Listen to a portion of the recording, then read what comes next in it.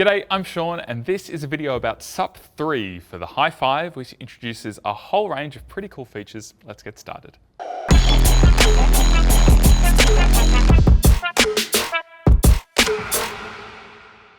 Alrighty, so this is a pretty major software update, and as well as having SUP 3.0 for the Hi-5, we're also introducing software updates for the Rear 1, the ZMU4 and the C-Force Mini RF, which mainly contain a lot of compatibility updates to support the new features that are coming to Hi-5, but there are some little other updates there, and once again, please read the release notes.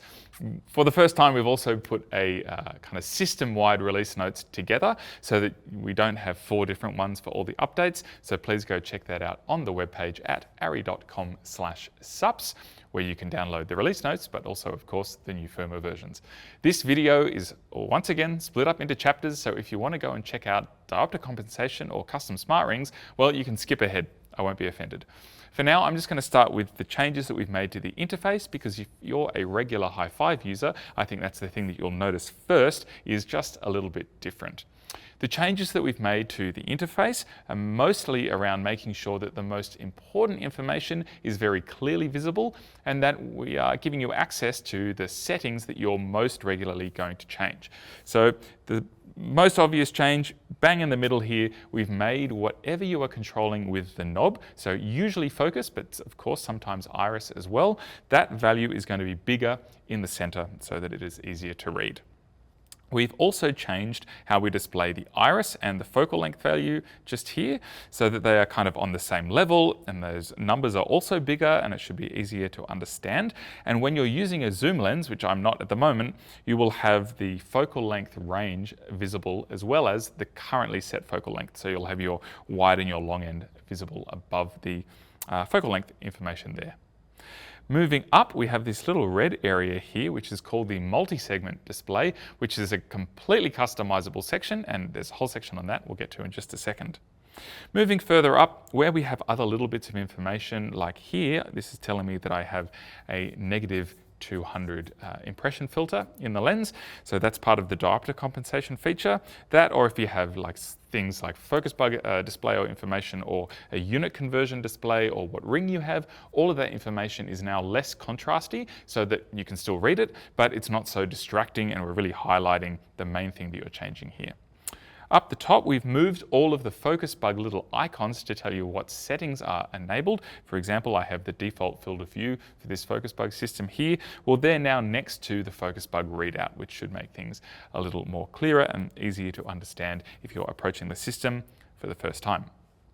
The other kind of big change is that up here, it's now rings instead of the radio menu. So this is basically a dedicated shortcut button to go into rings, because we know that people like to have access to changing the ring that they have here if they're not using the smart detection feature more commonly than they would be changing the radio channel. So now we've moved the radio selection into the main menu. So that is here, because you're probably going to set the radio channel in prep or at the start of your day, and it's not something you're adjusting all of the time. So that's now in the menu.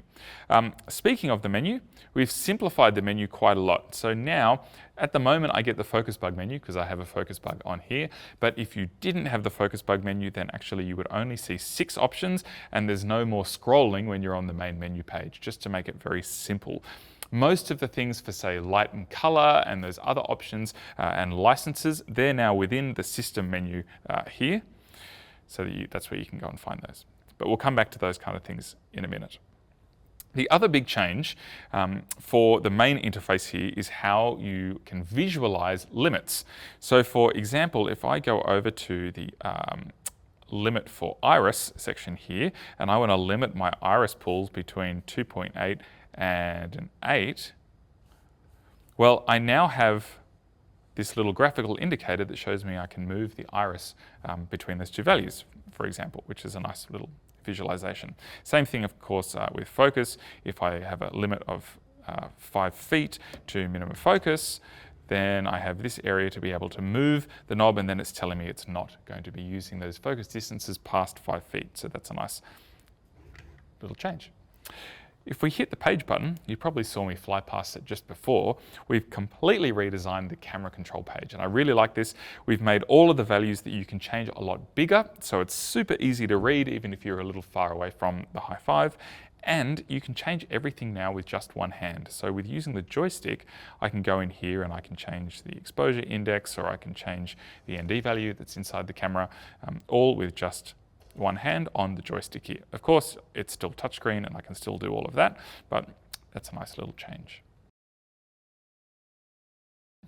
The first time after doing your software update, you'll probably notice that there is a new little box here which says Touch to Configure.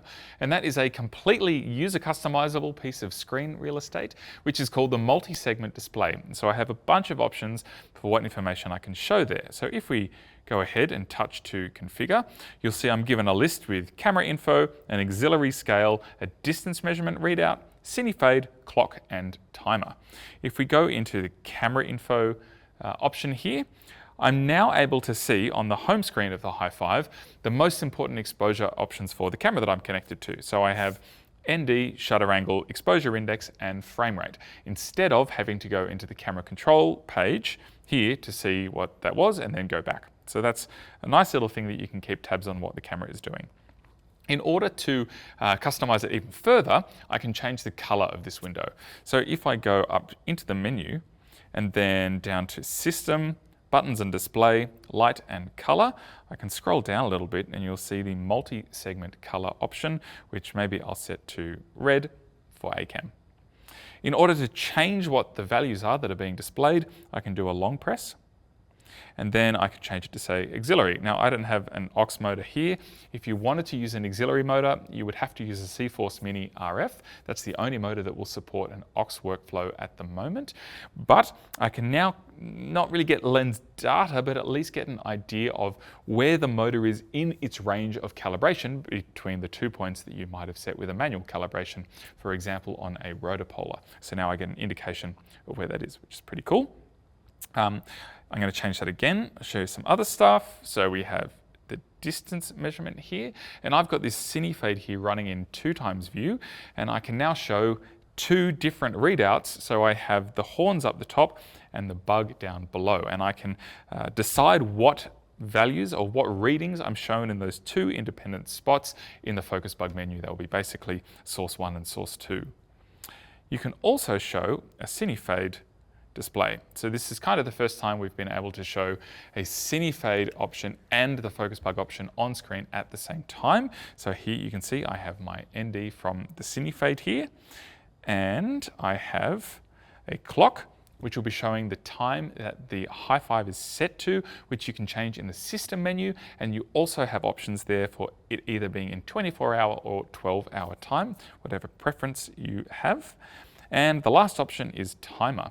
So if I tap on this to set it up, there's a bunch of options. You could do a countdown timer. I can get it to flash or give vibrate for you so that you can feel that maybe you're doing a very specifically timed shot for a commercial, for example. And of course you can get it to beep as well. And I can sync it to record. And just to demonstrate that, I'm going to change the function of the timer to be a stopwatch, and I can sync that to record. And yes, I want it to reset every time I start a new clip. So now, if I roll the camera, I get a little stopwatch that's counting up the seconds that each clip is. And if I was to cut that, then it'll tell me the duration of the last clip, which is quite useful. And if I start that again, it will reset the stopwatch and start counting up from 0. That's the multi-segment. The Hi-5 SX, our single-axis version of the Hi-5, is now shipping.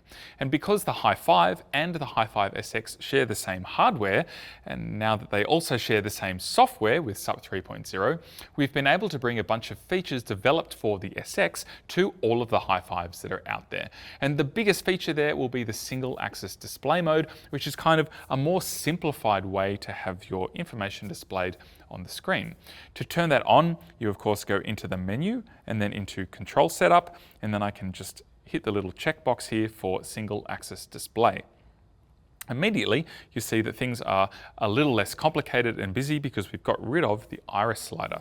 So I have my focus information here, quite large with its own little display space. I still get access to multi-segment, but I could turn that off if I wanted to have an even cleaner display. And down here, I still have my focal length and my t-stop, and because this unit is the only Hi-5 connected to this camera at the moment, I still also get control of all the other axes, even though I don't have the iris scale on the side there. But we think the most common use case for single axis display mode is if you need to hand off a Hi-5 to a DIT or a DP to use as an iris handset. And now that I've got that mode turned on, the easiest way to do that is just to stick on a custom smart ring, which has been set up for iris control. So here I have a T1.8 ring, and now it automatically recognizes that, and I've got iris control on the knob here, along with a lovely large display showing me my iris. And maybe if I was a DIT, I would also want to see the camera settings, so I could just turn on the camera info section of the multi-segment display. Being able to compensate for the effects that diopters have on the focus marks of a lens has been one of the most requested features for the Hi-5, and I'm very happy to say that it is now here. If you go into the lens menu on the Hi-5, you'll see that there is a new little menu item called Diopters, which is in beta, and this is one of the first times that we've had a public beta available for a feature. So we're still after some feedback, and we know that there are currently some limitations, which I'll get into, but we're working on that. If you go into that diopter feature, you'll see that you have to choose a type. So we currently support front diopters that would typically go in a matte box, as well as the impression V filters that snap magnetically to the back of signature primes. And very soon we will also be supporting the ENSO vintage elements. That will be in SUP 3.1, which will be out very soon. The process is the same for impression V and ENSO elements, but let me start first with the front diopter compensation. If we go into that feature, so we've selected front diopter, I can toggle it on or off, but before I do that, I need to set up a couple of parameters. The first thing to do would be to tell the Hi-5 what diopter I have in the matte box. So I can choose between a bunch of typical options or put in a custom diopter if that is one that I maybe have made myself. I'm just going to leave that on a +1 diopter. And then I need to tell the Hi-5 the distance from the sensor plane to the diopter in the matte box, which will obviously depend on the length of the lens. I'm just going to assume that that is, say, 8 inches. You can change between feet and inches here, and if you're using a metric lens, then you will have this measurement in metric. So it will basically depend on what the focus scale is set to for the lens that you're using. So I can set that, obviously, please use the tape measure. And as soon as I've done that, without even turning the compensation on, I can see here that it's giving me a focus range calculation, which is super useful. So I now know that with that diopter in that position with this lens, I can focus between 1 foot 2.5 inches at close focus and 3 feet 11.4 inches at infinity. That's how the diopter changes the focus marks of that lens. If I turn diopter compensation on and I go back to my lens data display here, you'll see that it is correcting the values quite a bit. So there is a big discrepancy between the focus scale here, which is representing the marks on the lens, and the compensated focus value, which is telling me what the actual focus position is with the diopter in there. I can set a user button to toggle this on or off. So if I hold down the function button and then press any user button, I'm going to use one of the ones on the back. I can go into Hi-5 interaction, and then down here we have diopter toggle. So now with this user button, I can turn the compensation on or off, and you can see how drastic that change is because of the diopter. Now we are working on bringing some of this functionality to the focus scale as well as the focus position, because I think that will really help if you're pulling focus. You want to see where the next mark coming up is, not only the instant position that is in the works. And you also have one limitation in that you cannot currently use focus tracking, say with a focus bug, and diopter compensation at the same time. That is due to how it works with the focus scale. Again, it's something that we know has been highly requested. You know, some of those shots are the trickiest shots you could possibly do if you're on a diopter doing a push-in and you really want to rely sometimes on that focus tracking feature. So we're working on that. Let's now look at the impression V filters for signature primes. If I go back into the diopter menu here, I can change from front diopter to impression V. And there's also a couple of things that I need to tell the system. So first off, I need to tell the Hi-5 what filter I'm using. Here you can see that I have selected a 330p. If you go into the selection screen, you'll get given the favorites list of the recent ones that you have selected, but you can go and hit the browser here and see the full lot that's in the default menu. And actually I can change that default folder to be the favorite so that they all appear just here as well. But for this example, I'm going to select the 330p impression filter. Now that is the strongest positive impression V filter. I then need to put in a shim thickness. Now, because I'm using positive impression V filters wide open, it's not necessary for me to shim the lenses in order for the focus marks to line up. And I can show you that if I go back to my lens data display view. When I toggle the diopter compensation on or off, actually the focus distance here isn't changing. But this is a good opportunity for me to point out the other things that are changing, because we now have a new t-stop and a new focal length readout when I'm using those filters. You can see here I gain 0.2 of a stop for my t-stop, and the lens gets a little bit wider from 47 to 43.7 millimeters. And that's because that's exactly how the impression filters work. Same with the Enso Vintage Elements. They are both diopters, and they basically change the characteristics of the lens in different ways, but they also slightly expand or contract the image circle in just the same way that a teleconverter or a focal length reducer like a speed booster would work. So a 330p is the strongest positive filter, so it has the most effect, and you can see that I've gained 0.2 of a stop because the filter is basically reducing the image circle or bringing all of that light into a smaller area that now covers the sensor, and by putting the same amount of light in a smaller area, it gets brighter. So that is T1.4 and 5/10.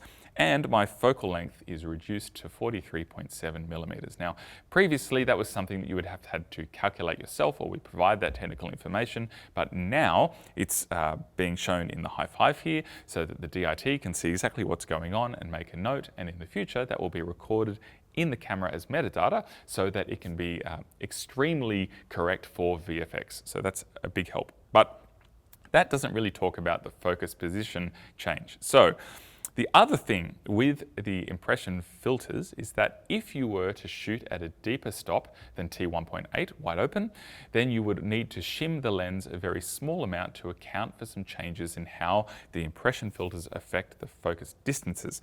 I can show you that by just stopping down here. And when I stop down, you'll see that my focus position very slightly changes. You know, we've gone like half a foot between 6 stops or so. And so that is now compensated for, which means that it is not necessary to shim. I mean, you still can shim, and the optics department would say still shim because you have very consistent look when you do that. But if you're just using the Hi-5 for pulling focus, then you don't need to worry about stopping down, changing the focus position anymore, because it's now compensated for you.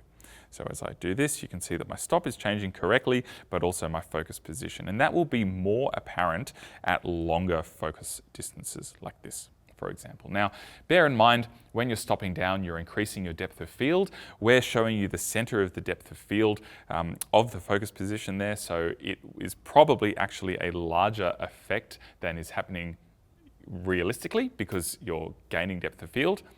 Anyway, when you play around with it, I'm sure you'll figure it out. One other note, when you're in the diopter selection system here, and if you choose negative filters, say I go for the strongest negative filter, you will notice here on the lens data display screen at long focus distances, I have no focus position, and that's because I didn't enter a shim thickness.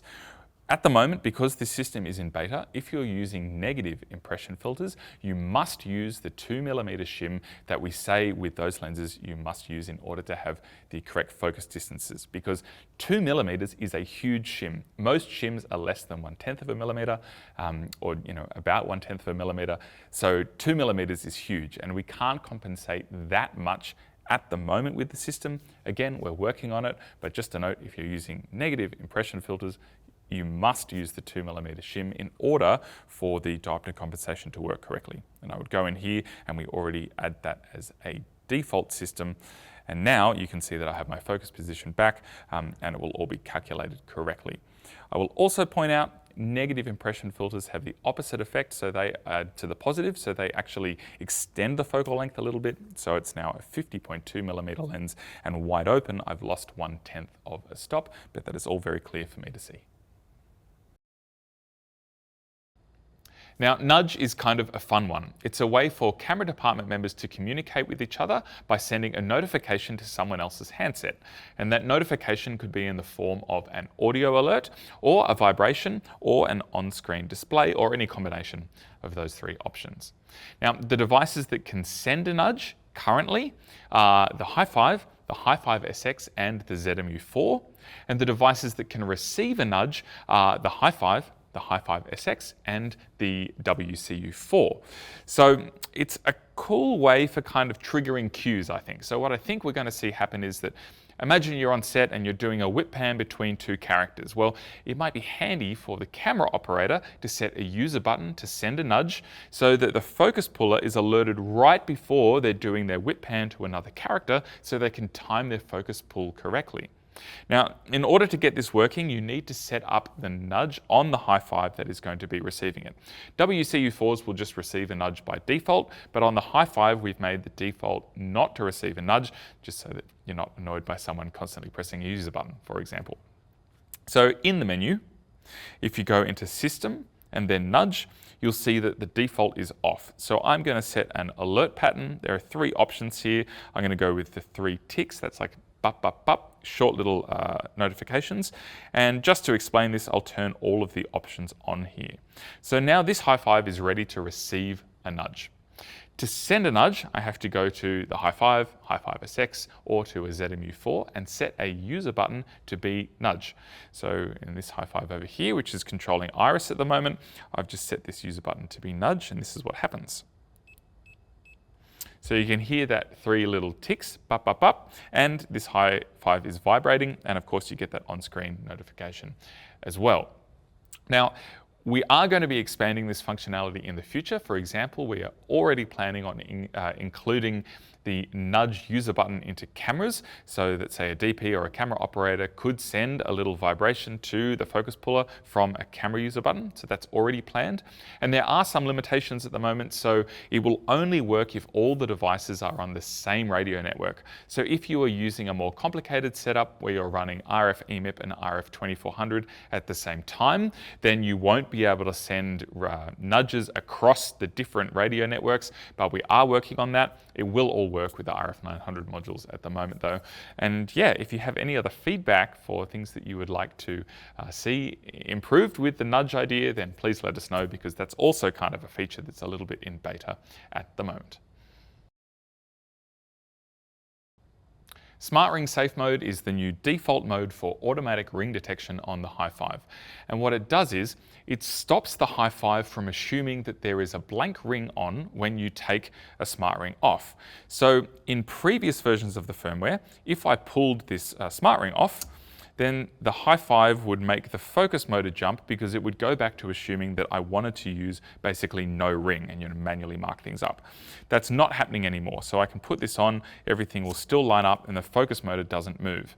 I can still change rings. So if I put the iris ring on, it will change to be controlling iris, because the Hi-5 will only change what iris ring is selected when it detects a new ring, instead of detecting no ring as the ring I want to use. Now, to change that, you can just go into the rings menu, which is now on the front page, and I can turn safe mode on or off. So if I turn it off now, you'll see that when I pull the ring off, then the scale here will jump and the motor will jump, because now it's spreading the full rotation of the lens barrel across the full knob here, which in some cases is actually beneficial. One example, if you are using a focus ring which has a further minimum focus distance on the ring than the lens has, which I know a lot of people like to do because they just want to use a 2-foot ring on everything so the feeling is the same. I totally get it. But if you are working with handheld, for example, and you go a little bit closer than you were expecting, or the operator does, you want to be able to pop off the ring so that you get the full travel of the lens and you can actually focus to that closer distance. So if you still want to operate in that kind of mode, just turn safe mode off. But otherwise, I think safe mode is a good thing because if you don't, completely line up the ring so that the contacts maybe not be totally in line, then you can have an issue where you pop it off a little bit accidentally and the focus motor jumps and you ruin a shot. So I think safe mode is a good thing, but of course you can toggle it. Custom smart rings is probably the coolest feature that we introduced with the Hi-5 SX. It's a way to completely customize the way that the knob feels on any Hi-5 or Hi-5 SX. You can basically go through and set 5 marks in any place that you want that correspond to any focus distance or t-stop. And then you can flash that customized ring file to the chip that's been inside every blank smart ring that we've shipped with every Hi-5 since the Hi-5 has been out. And once you flash the chip with your custom marks or custom feel, then you can use that ring with any Hi-5 or Hi-5 SX and then always have exactly the same feel. Beyond that, beyond customizing the feel, you can also customize the look because we have a little interface in here that I'll show you where you can customize everything that you see here, create a vector file, customize it however you want with all sorts of colors and graphics, print it out and then stick it onto a blank smart ring.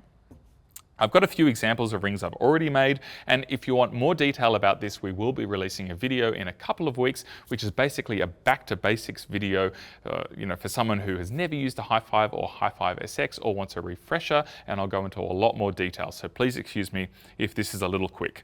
But here is a ring that I've made where I've expanded the focus scale between infinity and 20 feet. So you can see that actually, if we look at the display here, when I rotate the knob, I'll try and do this at the same speed, those marks kind of fly past, and then the scale slows down a lot at the long end because that's where I've expanded the focus marks. And this might be very useful if you're using a longer lens at long focus distances, because I now have a lot more finesse between, say, 70 feet and 100 feet than I would if I was using a normal focus ring where those marks are usually very close together, or maybe you wouldn't even have those kind of marks. It would be further distances.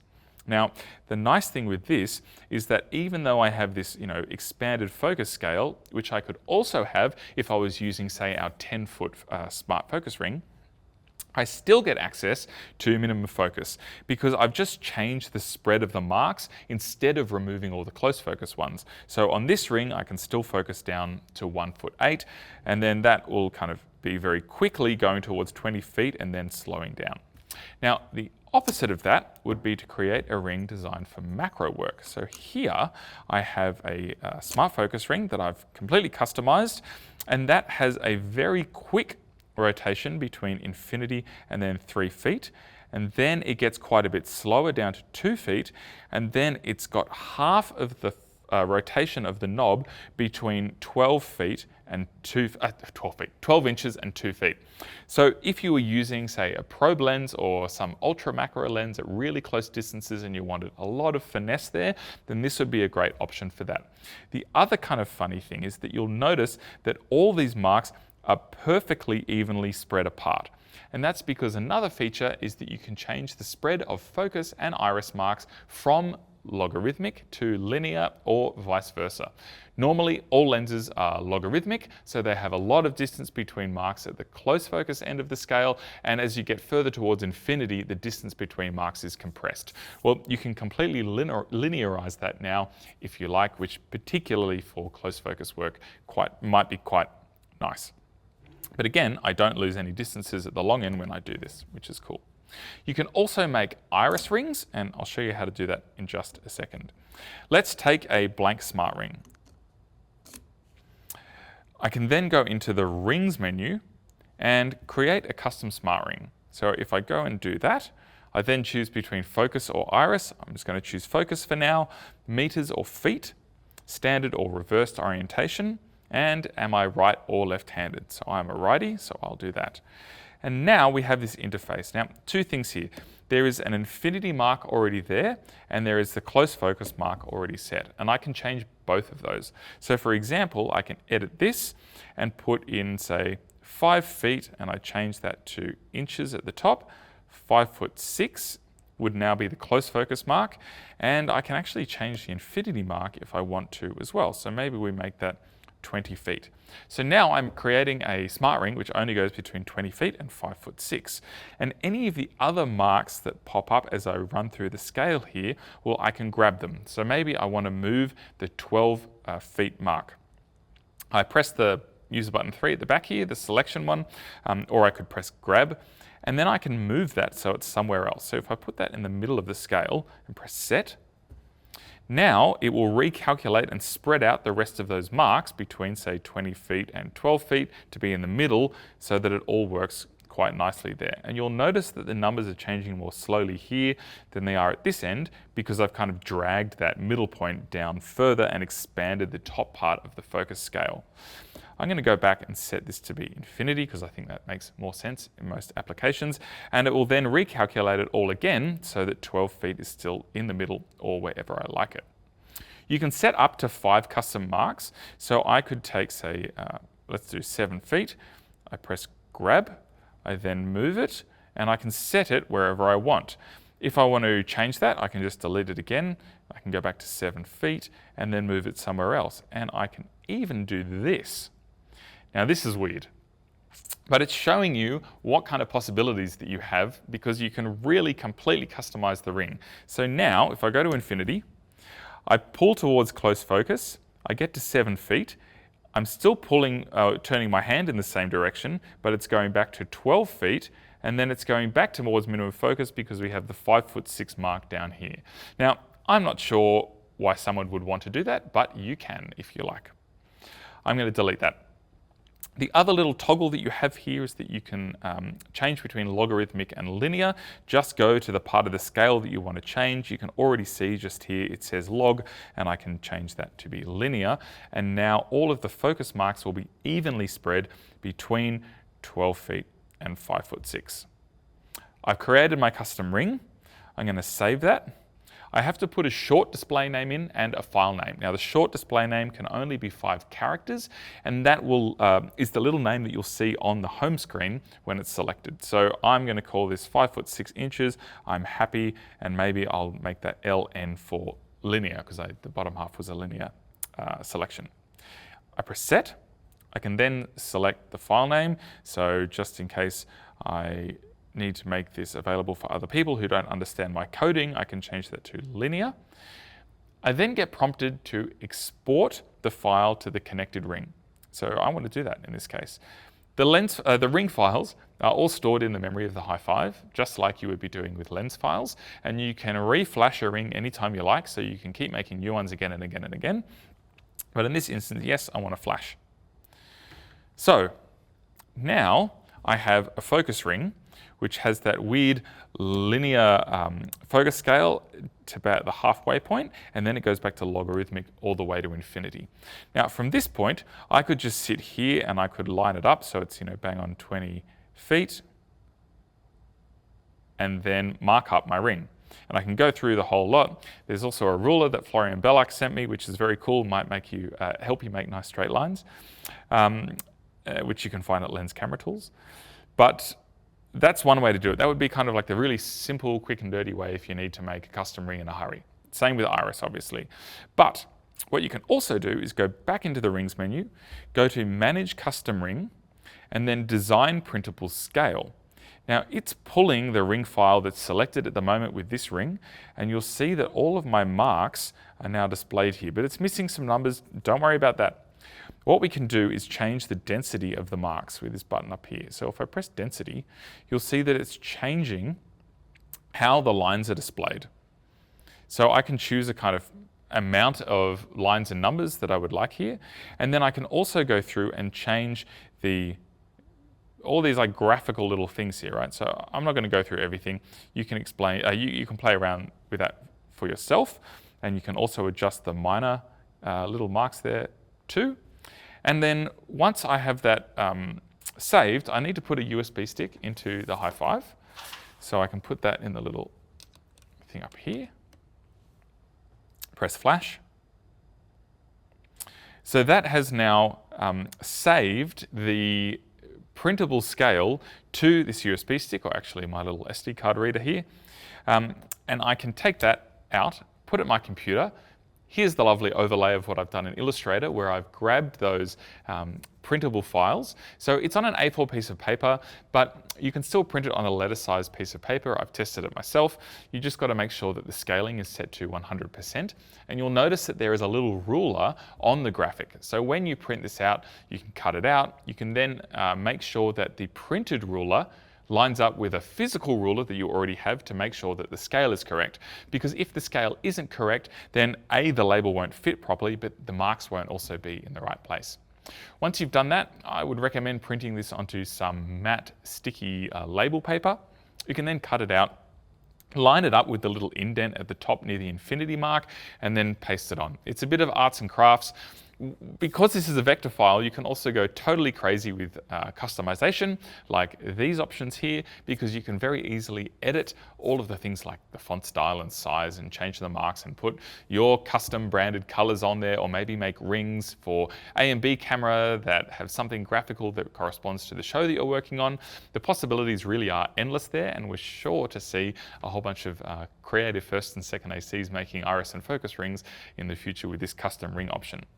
One other thing I will point out, if you aren't an owner of a Hi-5 but you often rent one, consider buying a couple of the blank smart rings, customizing them with any Hi-5, because then they will work on any Hi-5 or Hi-5 SX. So you might say go and buy a couple of rings, and then every time you go onto different jobs you have a different handset in front of you. That doesn't matter, because you've programmed the ring, you've labeled it how you like, and every time you put it onto any Hi-5 or Hi-5 SX, as long as it's running SUP 3.0, it will recognize the ring and behave in exactly the same manner. So it's a nice way to have real consistency with your focus or iris pools so that everything always feels the same. Similarly, I just wanted to mention with the Hi-5 SX, with a base model Hi-5 SX, you don't get access to that custom ring creation feature. You can still use custom rings. So if you are buying a base model Hi-5 SX, then you can borrow a Hi-5 from a friend of yours or a rental house, spend half an hour creating a couple of rings for yourself, and then take away the files and make them, print them out, all that kind of stuff, and then they will work with any Hi-5 SX. If you want to have access to smart ring creation with a Hi-5 SX, then you just need the SX Plus license. So we've had a screensaver in the Hi-5 for some time. You can access it by holding down the function key and pressing the power button, like so. And at the moment you'll get this kind of rainbow firework effect that's synced with the color of the knob. But we've just added a new feature. It's kind of a sneaky feature. It's not actually in the release notes. It's almost kind of in a beta stage as well. And that is a screensaver slideshow. So to get out of the screensaver, you can press any button. And if you go into the menu and then into System, and then Buttons and Display, Light and Color, scroll all the way down to the bottom of the menu, and then in the mode, you can now add a slideshow mode. So if I put it in slideshow, I need to then put a USB stick into the Hi-5, and then you need to put PNG files, PNG image files that are 240 pixels by 400 pixels in dimensions. No other size will work. You put them in that images folder, and then you can call them up by doing the same shortcut. So function and power. And here's my boss, who's thrilled to be in this tech talk. But what you can do, because it's a slideshow, is also toggle through different images. So you can use the buttons above function and the power button as a left and right, like this. And then you can have useful lists, like for example, here I have a fake list of lenses for an A cam, and then please ignore that. And then we have the B cam list as well. So it's a handy reference. And then of course, if you press any button and go back into the slideshow, then you can recall that list really instantly. Maybe you want to have a list of actors' names or anything else that you need to remember while you're on set, or of course, just your own fun branding as well. Now, in order for this function to work, you need to have a USB stick inside the Hi-5. You can't load an image into the Hi-5 directly. It needs to be run off that USB stick, but you can certainly have a smaller USB stick than I have and just leave it in there full time if you like. So yeah, I hope you enjoyed the slideshow. One feature that's been requested by rental houses who own a bunch of Hi-5s is the ability to activate or deactivate the licenses that are on the Hi-5. So we've also included that functionality with SUP 3.0. And to do that, you need the license file on a USB stick. It's not possible to deactivate a license if you don't have a USB stick in the Hi-5. So there's no danger that while you're shooting, you might accidentally deactivate it. It's quite a thorough process. I'll show you how it works. If you put a USB stick in which has those license files for the specific Hi-5 that you're talking about removing a license from, if you go into the menu, and then it's in the system page now, under licensed features, you get this standard display. So this Hi-5, for instance, has a focus bug license on it. If I hold down the function button, I now get the option to deactivate that license. And it will tell me that I can only reactivate it if I also have the license file on this USB stick. So now, instead of showing it as not available or active, it has the not active symbol there. And from this point, I can take this out. I can no longer do anything. I can't activate the license file without the USB stick in there again. But if I put the USB stick in, now I can go ahead and activate it, and it goes back to having the infinite license symbol there, which is quite handy. So again, no danger to be able to deactivate unless you have the USB stick. And what's actually quite nice is that you can have hundreds of different license files on the same USB stick. So if you were a rental house which had 20 Hi-5s, you can just have a master USB stick which has every Hi-5's license on it. And because each license is specific to one serial number of Hi-5, they can all live in that licenses folder, and you can just have the one stick that you always use to activate and deactivate licenses if you need to. Alrighty, a few extra little features just to round out the video. First off, we've made some changes to the way Tail-slate mode works. So previously you would enter Tail-slate mode by holding down the record button and then releasing it to start recording with Tail-slate mode active. And you get this little upside down slate symbol here. That will prevent me from cutting so that my second can run in with the slate. I can release that by holding down the record button again, and then when I release the button, it will cut the camera. Now you can access Tail-slate mode while recording, which is actually much more useful, I think. So if I hold down on the little record symbol on the Hi-5 display, you will get that little slate icon appearing, and now the Hi-5 is in Tail-slate mode and it won't let me cut.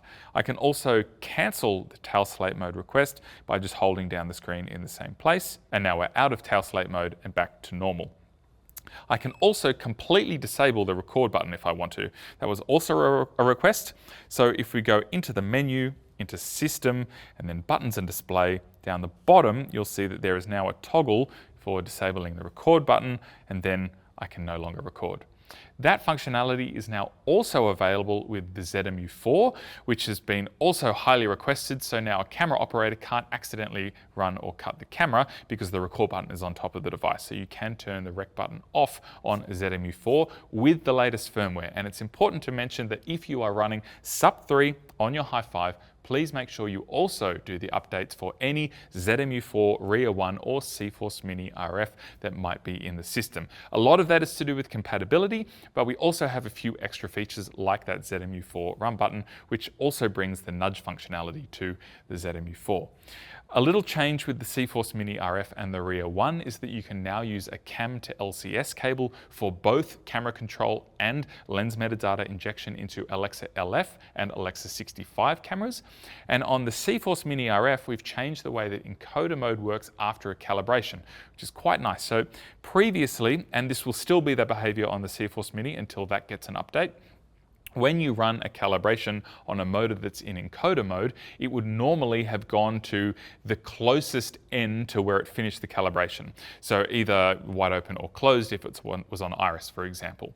Now the CForce Mini RF will go back to the same motor position that it was in before the calibration request. So if your DP has set a T4, you can now swing a lens and then calibrate the motor, and it will go back to the T4 mark because it will go back to the same motor position. But that will only, of course, work if the iris scales are the same length. So if you were using, say, signature primes and zooms where the iris scale is the same length, then you will get back to the same stop or very, very close, because it's a motor position thing. It's not using the LDS data for that. So if you had a set of older lenses which had all sorts of differing iris scales, you won't get the same stop. So just watch out for that. We've changed Cal All to be Cal Fizz. That doesn't actually really change how it works because it never used to calibrate an auxiliary motor, because usually auxiliary motors are attached to something like a rotopolar where you have done a manual calibration. So we've just made that labeling a bit more clear.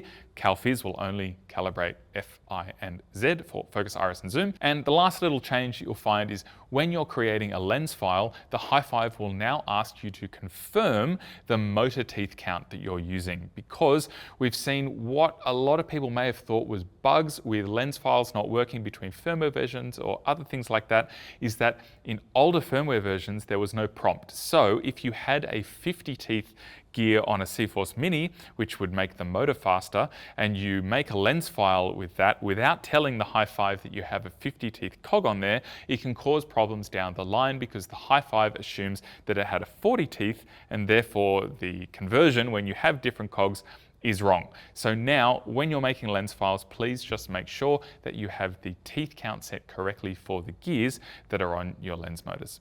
All right. That's all. Hopefully this wasn't too long for you. We're going to have a little update for SUP 3.1 to support ENSO vintage elements and a few other things. We're probably not going to do a tech talk for that, but we'll do some shorter social media videos. And as always, all the information is in the release notes anyway.